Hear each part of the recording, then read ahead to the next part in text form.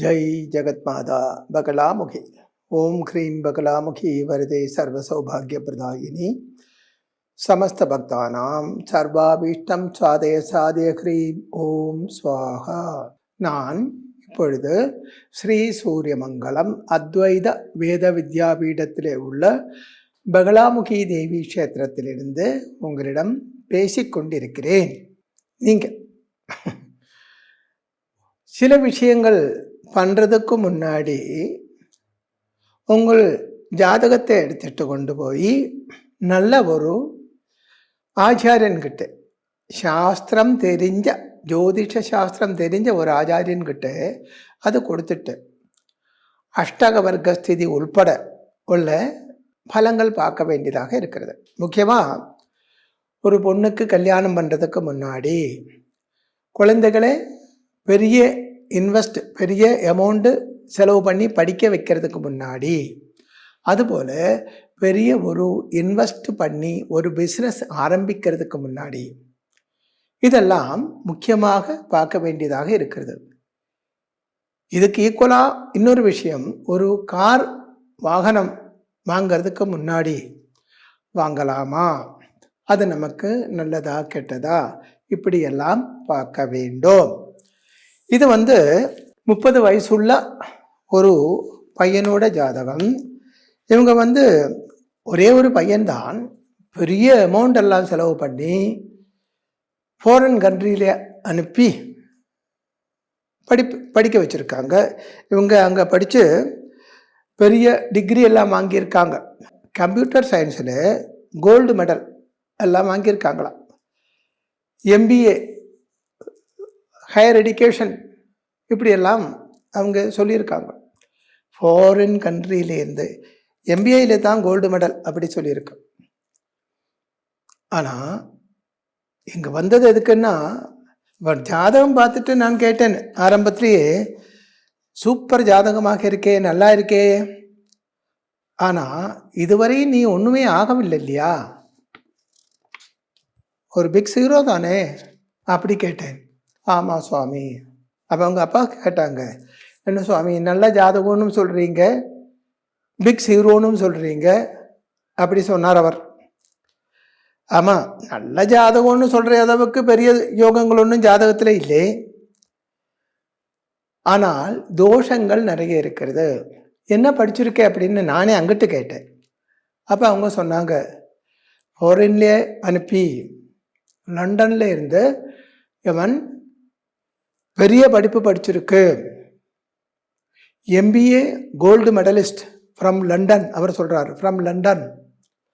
ஆனால் இப்போ எந்த வேலையுமே இல்லை. ஏன் கூட எனக்கும் வேலை ஒன்றும் இல்லை, சின்னதெல்லாம் ரியல் எஸ்டேட் எல்லாம் பண்ணுறேன், எனக்கு ஹெல்ப்பராக கூடயே இருக்குது பையன், அப்படி சொன்னார். ஏன் சுவாமி இப்படி இருக்கு, எங்களுக்கு யாராவது ஏதாவது செய்வனை வச்சுருக்காங்களா, இப்படியெல்லாம் கேட்குறாங்க அந்த மனுஷன். நான் சொன்னேன், செய்வனே இருக்கோ என்னமோ, அது பிரசனம் வச்சு பார்த்தா தான் தெரியும். ஆனால் இந்த ஜாதகப்படி உள்ள மைனஸு தான் அதிகமாக இருக்காது நான் சொல்கிறேன். அப்படி சொல்லிட்டு பலம் சொல்ல ஆரம்பிச்சுட்டேன். அதுதான் உங்களோட இப்போ சொல்ல போகிறேன். அதாவது உங்களோட ஜாதகத்திலேயும் இல்லை உங்கள் பசங்க ஜாதகத்திலேயும் இதே மாதிரி ஒரு பிளானிட்டரி பொசிஷன் இருந்தால் என்ன படிக்கிறதோ அது யூஸ் ஆகாது. ஃபினான்ஷியல் ப்ராப்ளம் ஆல்வேஸ் இருக்கும், நல்ல ஒரு குடும்ப வாழ்க்கை உண்டாகாது.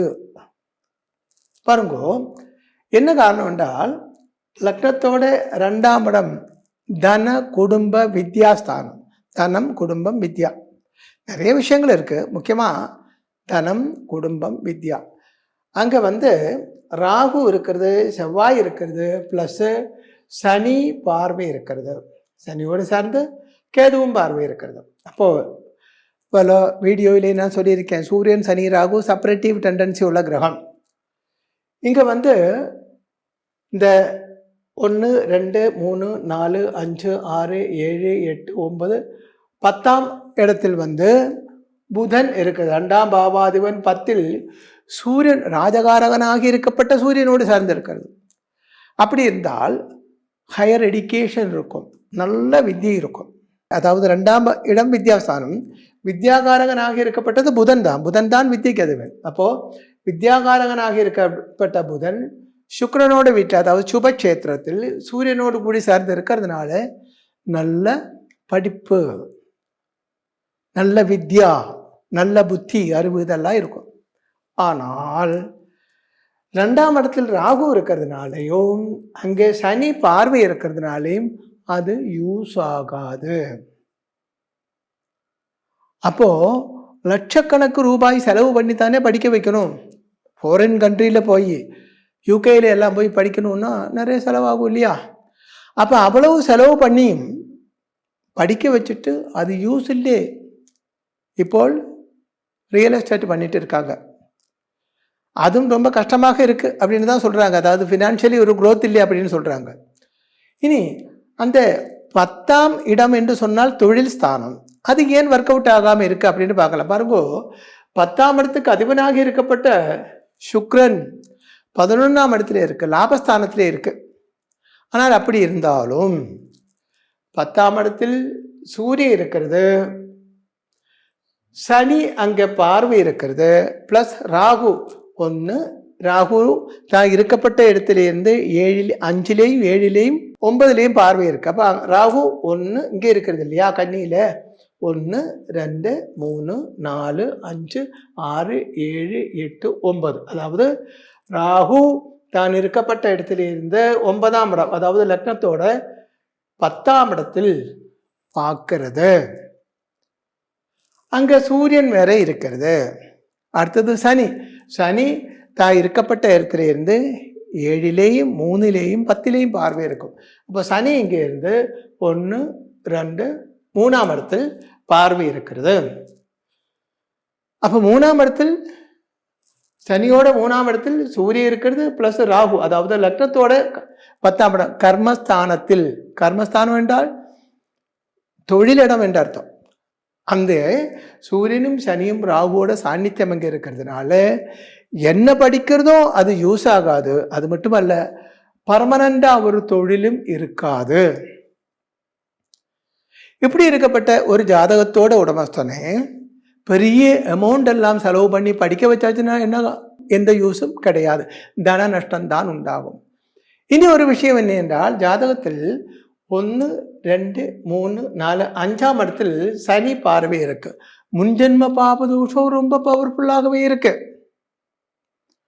ஒரு ஜாதகத்தில் எத்தனை ராஜயோகங்கள் இருந்தாலும் பூர்வ புண்ணிய ஸ்தானமான 5ஆம் இடத்தில் சூரியனோ சனியோ ராகுவோ இருந்தால், இல்லை அந்த கிரகத்தோட பார்வை இருந்தால் அந்த யோகங்கள் எதுவுமே ஒர்க் அவுட் ஆகாது.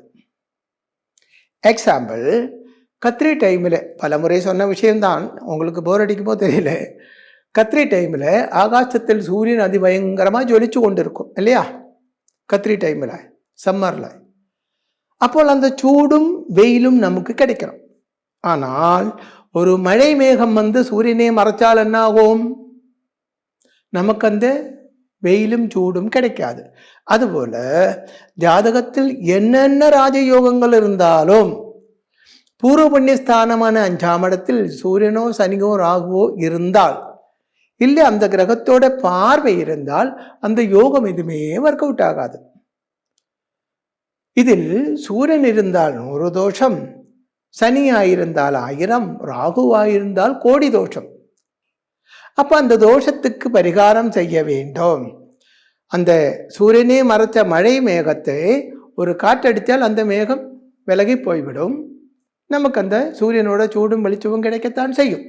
அதுபோல முன்ஜென்ம பாபதோஷம் அதிகமாக இருந்தால், அந்த தோஷத்தினால் ஜாதகத்தில் உள்ள யோகங்கள் ஒர்க் அவுட் ஆகாமல் இருந்தால், அதற்கு வேத சாஸ்திரப்படி உள்ள பரிகாரம்தான் சகசிர விராஜித யாகம். விராஜித யாகம்னே கோமனா சொல்லுவாங்க. அந்த விராஜித யாகம் செய்யும் பொழுது முன்ஜென்ம பாபதோஷம் மாறி போய்விடும். இதுக்காகத்தான் ஜபம் தானம் ஹோமம் அப்படின்னு வேதங்களில் சொல்லியிருக்கிறது. உன்னுடைய ஜாதகத்தில் தோஷங்கள் இருந்தால் ஜபம் தானம் ஹோமம் இதுதான் அதுக்குள்ள பரிகாரங்கள். இப்போ உங்ககிட்ட ஒரு மந்திரம் ஜபம் சொல்லி கொடுத்துட்டு நீங்க அது ஜபம் பண்ணிக்கோங்க, 1,00,000 ஜபம் பண்ணுங்க அப்படிலாம் சொன்னா நடக்குமா? இந்த காலத்திலே அது நடக்காது. தானம் செய்தா கூட அந்த தானம் அர்ஹதை உள்ளவனுக்கு செய்தால்தான் நமக்கு பலன் கிடைக்கும். ஆனால் யாகம் பண்ணும் பொழுது இதெல்லாம் அதிலே வருது உண்டு. நீங்க தட்சிணை கொடுக்கும்போது தானம் ஆச்சு, யாகத்துக்கு மந்திரம் ஜபம் பண்றது உண்டு, யாகமும் பண்றது உண்டு. அதனால ஜாதகத்தில் யோகங்கள் இருந்தும் அது ஒர்க் அவுட் ஆகவில்லை என்றால் அதுக்கு தேவையான பரிகாரங்கள் செய்ய வேண்டும். அதாவது இந்த மெடிக்கல் ஸ்டோர்ல 1000கணக்கு மருந்து இருக்கு இல்லையா, மெடிக்கல் ஸ்டோர்ல 1000கணக்கு மருந்து இருக்கு. இதெல்லாம் மனுஷனோட ஆரோக்கியத்துக்கும் ரோகசாந்திக்கும் வேண்டி உள்ளதுதான். ஆனால் அந்த மருந்தெல்லாம் நம்ம வாங்கி சாப்பிட வேண்டிய அவசியம் இல்லை இல்லையா. நமக்கு என்ன வியாதி, அந்த வியாதிக்கு என்ன மருந்து, அதுதான் சாப்பிட வேண்டும். அப்பத்தான் நமக்கு பலன் கிடைக்கும். அதுபோல ஜாதகத்தில் நமக்கு என்ன தோஷம், அந்த தோஷத்துக்கு சரியான பரிகாரம் என்ன, அது தெரிஞ்சு அது பண்ணினால்தான் நமக்கு பலசித்தி உண்டாகும். இல்லை என்றால் இதே போல அதிகமாக பணம் செலவு பண்ணி படிச்சுட்டு அது யூஸ் இல்லாமல் இருக்கும். அதே மாதிரி கல்யாணம் பண்ணிட்டு அந்த குழந்தைகளின் வாழ்க்கை நல்லதாக இருக்காது. பெருசாக முதலீடு பண்ணி பிசினஸ் ஆரம்பிச்சுட்டு பெரிய கஷ்ட நஷ்டங்கள் உண்டாகும். அப்படியெல்லாம் உண்டாகாம இருக்க வேண்டுமானால் நல்ல ஒரு ஆச்சாரியனை பார்த்து கல்யாணத்துக்கு முன்னே அவங்க குழந்தைகளின் ஜாதகத்தை கொண்டு போய் காட்டுங்க. ஹையர் ஸ்டடீஸுக்கு ஒரு குழந்தையை அனுப்புறதுக்கு முன்னாடி ஜாதகத்தை காட்டி ஒரு ஒப்பீனியன் கேளுங்க. அது ஒரு ஆள் கிட்ட இல்லை, 1-2 பேர்கிட்ட, சாஸ்திரம் தெரிஞ்ச 1-2 பேர்கிட்ட கேட்கணும். ஒரு செகண்ட் ஒப்பீனியன் எப்பவுமே நல்லது தான். இப்படி எல்லாம் பண்ணியாச்சுன்னால் வாழ்க்கையில் கஷ்ட நஷ்டங்களே உண்டாகாது, தோல்விகளே உண்டாகாது. ஜெகத்மாதா மகாதேவின் அனுகிரகத்தால் உங்களுக்கு சர்வானுகிரக சித்தி உண்டாகட்டும், சர்வகாரிய சித்தி உண்டாகட்டும் என்று ஆசீர்வாதம் செய்கிறேன்.